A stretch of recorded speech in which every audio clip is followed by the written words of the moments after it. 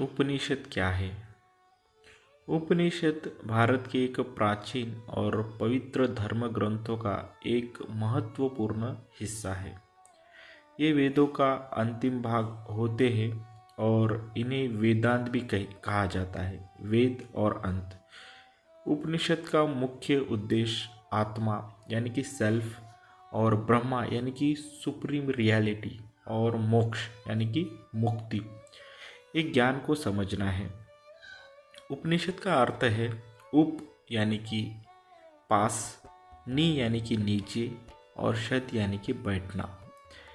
इसका अर्थ होता है गुरु के पास नीचे बैठकर ज्ञान प्राप्त करना। यानी उपनिषद एक ऐसी शिक्षा है जो शिष्यों को गुरु के द्वारा आंतरिक सत्य यानी कि इनर ट्रूथ का ज्ञान देती है। तो उपनिषद जो है वो किस बारे में होता है?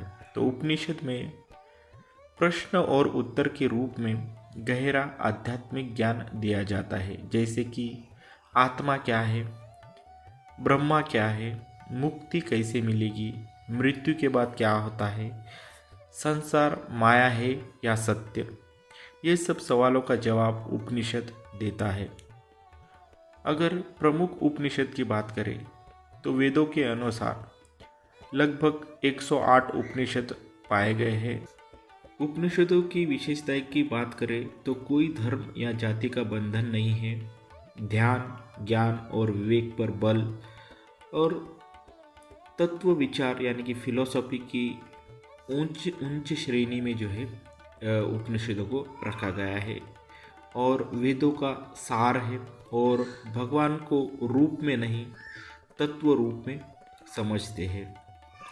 तो उपनिषदों का जो प्रभाव है वो भगवत गीता का ज्ञान में भी उपनिषदों पर आधारित है। आदि शंकराचार्य, स्वामी विवेकानंद जैसे महापुरुष ने इनका गहरा अध्ययन किया और अपने विचारों में इसका समावेश किया है।